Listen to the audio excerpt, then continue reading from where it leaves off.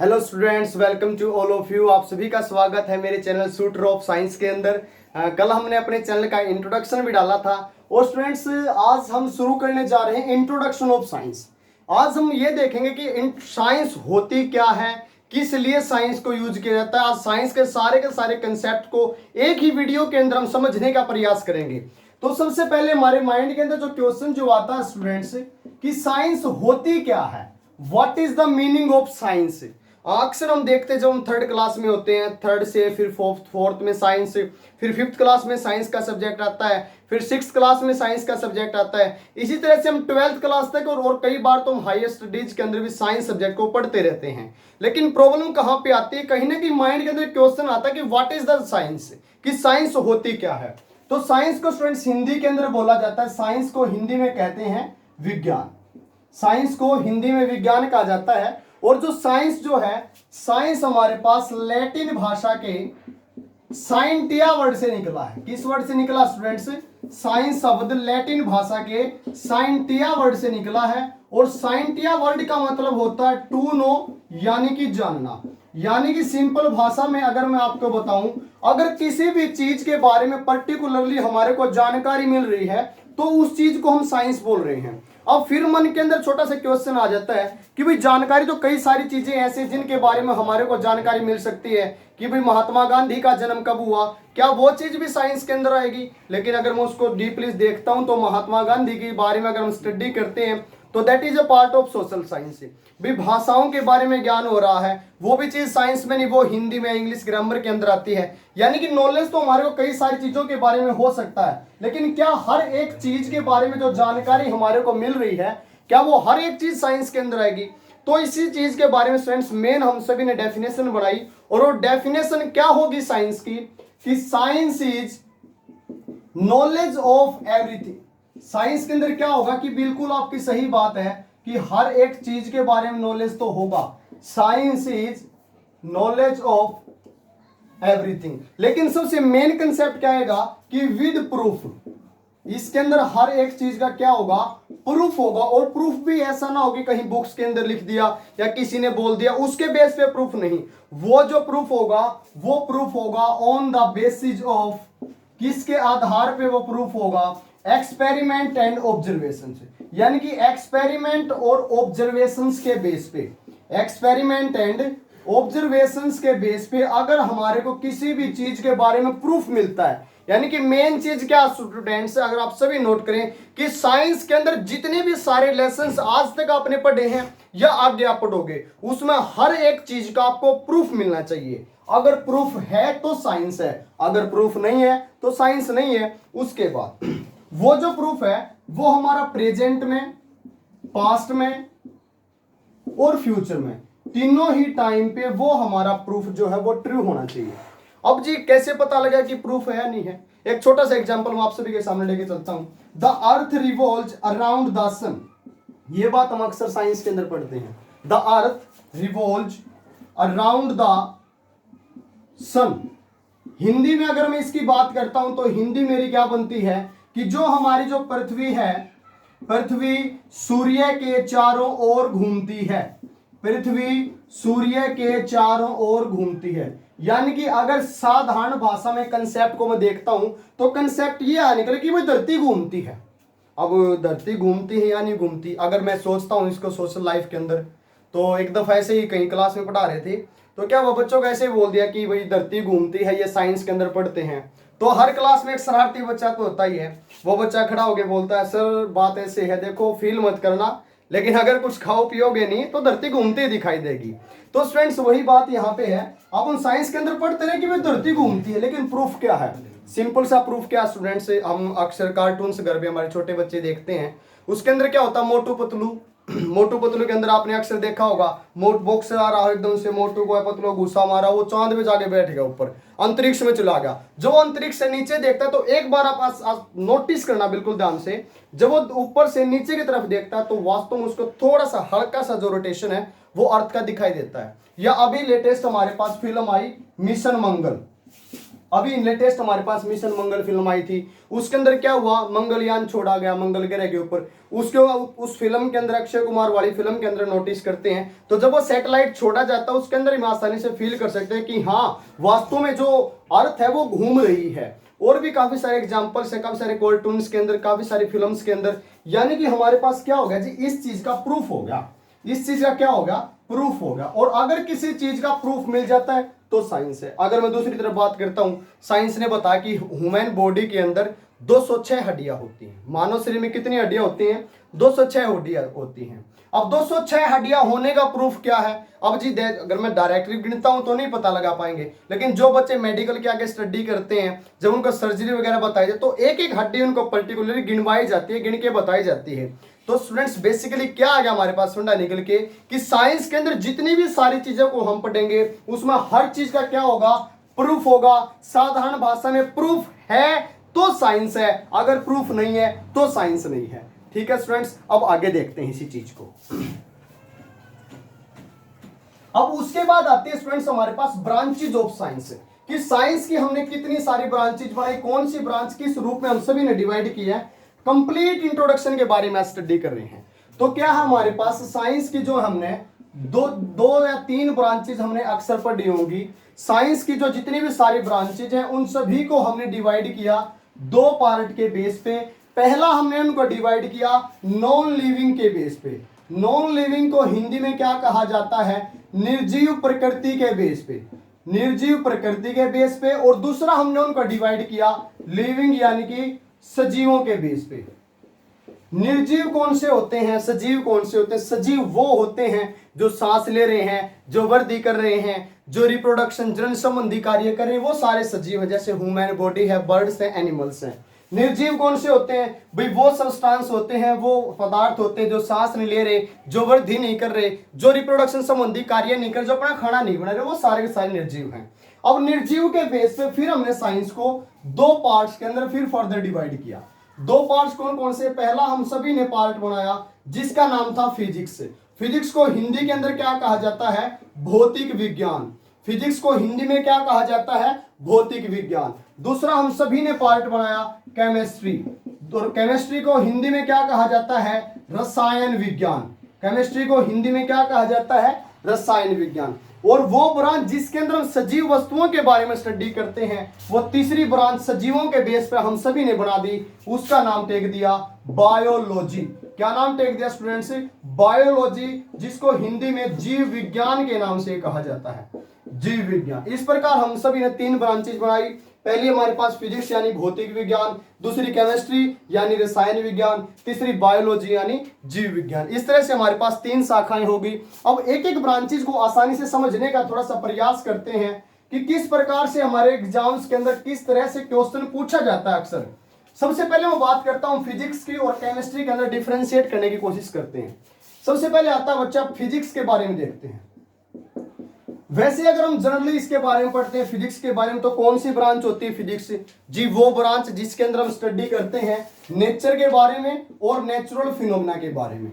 Nature plus natural phenomena की अगर study की जाती है, नेचर और नेचुरल फिनोमेना की स्टडी से मेरा क्या मतलब है, यानी कि प्रकृति और प्राकृतिक वस्तुओं के बारे में पढ़ा जा रहा है। प्रकृति प्राकृतिक वजह से बाढ़ है, भूकंप है, प्राकृतिक आपदाएं आ रही हैं, करंट है, उष्मा है, इन सारी चीजों के बारे में अगर अध्ययन किया जा रहा है तो फिजिक्स है। अगर मैं यहाँ पे दूसरी तरफ बात करता हूँ जी केमिस्ट्री, क्या होती है, रसायन विज्ञान, जिसके अंदर मैं स्टडी करता हूँ केमिकल्स के बारे में। किसकी स्टडी करते हैं, जिसमें स्टडी ऑफ केमिकल्स, यानी कि अगर मैं स्टडी कर रहा हूँ रसायनों के बारे में, रसायनों के बारे में जो अध्ययन है वो मेरे पास कहलाता है केमिस्ट्री यानी कि रसायन विज्ञान। यहां तक तो आसानी से समझ लेते हैं भाई किस तरह से डिफरेंशिएट करेंगे कि ये लेसन मेरा फिजिक्स में आएगा, ये लेसन मेरा केमिस्ट्री में आएगा। मैं सिंपल सा एग्जांपल मान के चलता हूं स्टूडेंट से। मान लो मेरे सामने आप सभी ने चेयर देखी होंगे अपने घर के अंदर। भाई मैं बोल रहा हूं ये चेयर है कोई भी, और चेयर किस चीज की बनी हुई है, चेयर मान लो बनी हुई है प्लास्टिक की। चेयर प्लास्टिक की बनी हुई है, अगर यहीं तक पढ़ रहे हैं, चेयर है बनी हुई है प्लास्टिक की, यहीं तक पढ़ रहे हैं तो है बच्चा फिजिक्स, तो है फिजिक्स। अब प्लास्टिक किस चीज का बना, फिर वो चीज किस चीज की बनी, फिर वो चीज किस चीज की बनी, यानी कि लास्ट में उसके सबसे छोटे से छोटा पार्ट एटम तक पहुंच जाते हैं कि ये उसका सबसे छोटा पार्टिकल था। यहां से इस चीज के बनने की शुरुआत हुई है, शुरू में ये छोटा सा था, फिर 2 इसके साथ अटैच हुए, फिर 3, फिर 4, इस प्रकार ये पूरी की पूरी चेयर के साथ मिलियन बिलियन सारे पार्टिकल्स मिलके, एटम्स मिलके तब ये चेयर की फॉर्मेशन हुई है। यानी कि सिंपली फंडा क्या है स्टूडेंट्स, अगर किसी भी चीज की डीप में स्टडी की जाती है, बिल्कुल डीप में जाके, बिल्कुल गहराई में जाके, उसके छोटे से छोटे पार्टिकल से लेके फिर ऊपर तक अगर डिटेल में स्टडी की जाएगी तो होगी मेरे पास केमिस्ट्री। और अगर ऊपर ऊपर से मोटी मोटी हम सभी इसके बारे में स्टडी कर लेते हैं तो मेरे पास होगी स्टूडेंट्स फिजिक्स होगी। ठीक है जी, आप आसानी से डिफरेंशिएट कर पाएंगे कि भाई अगर मान लो मेरे घर के अंदर कोई स्विच लगा हुआ है, स्विच मैंने ऑन किया और मेरे घर के अंदर लाइट आ गई, मैंने स्विच ऑन किया, पंखा चल पड़ा, बल्ब जल गया, या मेरे घर के अंदर लाइट आ गई, तो जी फिजिक्स। अब लाइट आई कैसे जी, फ्लो ऑफ इलेक्ट्रॉन्स हुआ। इलेक्ट्रॉन्स के क्या होते हैं जी, एटम के पार्ट होते हैं, एटम कैसे बना, फिर वो चीज कैसे बनी, यानी कि बिल्कुल डीप में स्टडी कर ली। तो इसका मतलब मैं किस चीज की स्टडी कर रहा हूं, मैं स्टडी वहां पे कर रहा हूं फिर केमिस्ट्री की। अब बात करते हैं जी फिजिक्स की। फिजिक्स के बारे में मोस्ट इंपोर्टेंट क्वेश्चंस बता रहा हूं स्टूडेंट्स, एक बार नहीं, जितने भी सारे एग्जाम्स हैं, चाहे एसएससी के, सीएचएसएल के, आरआरबी के, एनटीपीसी के, जितने भी सारे आर्मी, एयरफोर्स, नेवी के, हर एक एग्जाम में कई बार क्वेश्चन रिपीट हुए, सभी नोट करेंगे कि who is the father of physics, father of physics. अगर हिंदी मीडियम के बच्चों के लिए बताऊं तो भौतिकी के पितामह कौन है, भौतिकी के पितामह के नाम से किसे जाना जाता है, तो इसका हमारा आंसर होगा स्टूडेंट्स न्यूटन को।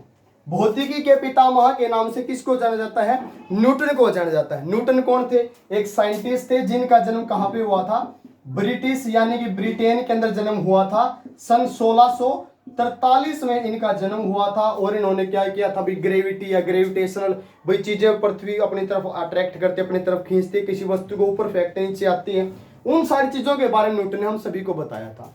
उसके बाद नेक्स्ट आता है कि फादर ऑफ मॉडर्न फिजिक्स अगर पूछा जाता है, who is the father of modern physics. Modern physics का क्या मतलब है, आधुनिक भौतिकी के पिता कौन है। क्या बोल रहा हूं स्टूडेंट्स में, आधुनिक भौतिकी के पिता कौन है, तो आधुनिक भौतिकी के पितामह का हम क्या नाम देंगे, आइंस्टीन।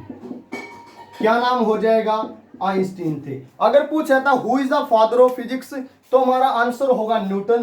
पूछा जाता who is the father of modern physics तो हमारा आंसर होगा आइंस्टीन। और जो आइंस्टीन है उनका जन्म कहां पे हुआ था, कहां के साइंटिस्ट थे, जर्मनी के ये साइंटिस्ट थे और इनका जन्म हुआ था 1879 में इनका जन्म हुआ था और 1879 में इनका जन्म हुआ था और 1955 में इनकी डेथ भी हो गई थी। इन्होंने किसके बारे में दिया था, थ्योरी ऑफ रिलेटिविटी, सापेक्षता का सिद्धांत, या फिजिक्स के बच्चों ने पढ़ा होगा E is equals to mc square, कि भाई फोटॉन्स जब हम किसी मेटल के ऊपर कोई इलेक्ट्रिसिटी या रेडिएशन स्ट्राइक करते हैं उसके अंदर से पैकेट ऑफ एनर्जी बाहर निकलती है। इन सारी चीजों के बारे में हमारे को आइंस्टीन ने बताया था। फादर ऑफ फिजिक्स कौन है, न्यूटन है। फादर ऑफ मॉडर्न फिजिक्स कौन है, आइंस्टीन है। अब एक most important question, who is the father of Indian physics.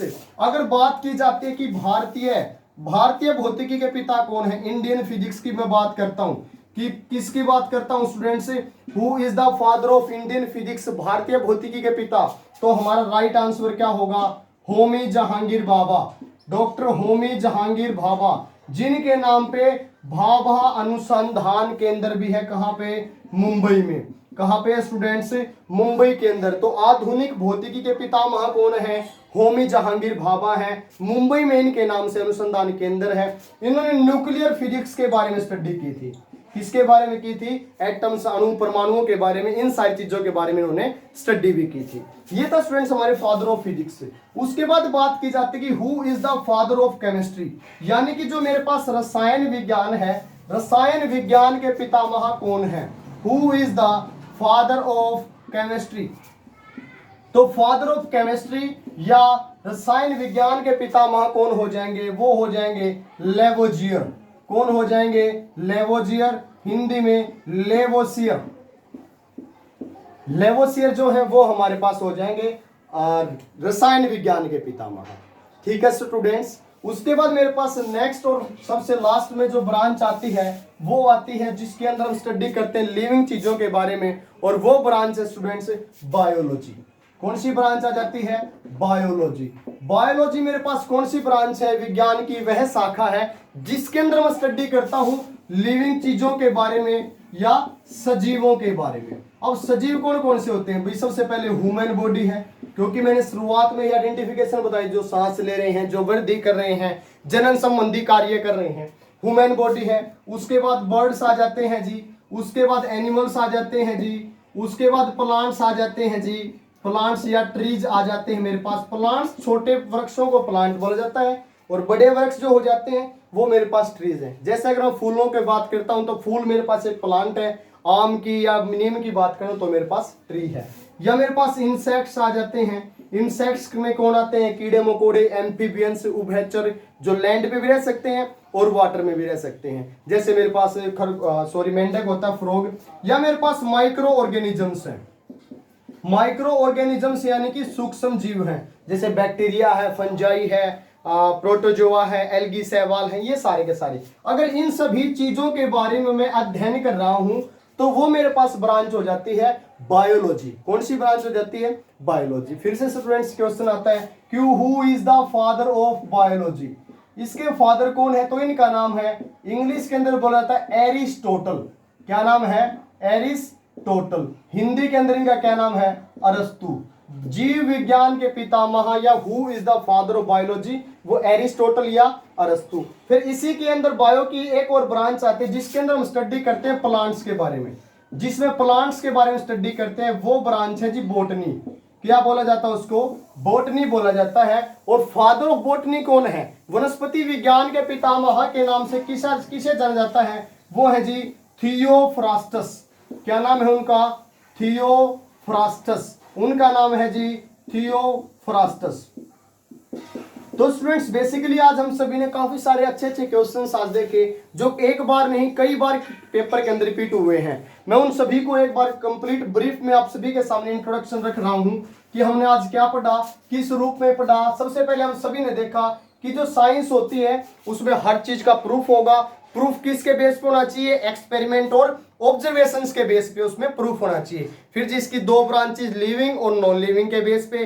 Living की हमने बना दी बायोलॉजी, और बायोलॉजी के फादर कौन है? सबसे पहले बायो के फादर कौन है? तो बायो के जो फादर हैं जी वो हो जाएंगे मेरे पास एरिस्टोटल या अरस्तु। एरिस्टोटल या अरस्तु। उसके बाद बात करते हैं जी बोटनी की, जो बायो की ही एक ब्रांच है जिसके अंदर किसकी स्टडी की जाती है? प्लांट्स की स्टडी की जाती है। और इसके फादर कौन हो जाएंगे जी? वो हो जाएंगे मेरे पास थियोफ्रास्टस। इसके फादर कौन हो जाएंगे बोटनी के? थियोफ्रास्टस। उसके बाद बात कीजिए हमने फादर ऑफ फिजिक्स कौन है? फादर ऑफ फिजिक्स यानी कि भौतिकी के पिता कौन है? तो हमारा राइट आंसर होगा जी न्यूटन।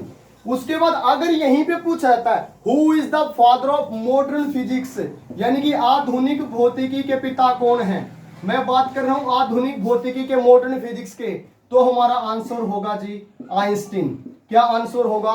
आइंस्टीन। उसके बाद अगर पूछा था कि इंडियन फिजिक्स के फादर कौन है, तो इंडियन फिजिक्स के हमारे फादर हो जाएंगे होमी जहांगीर भाभा।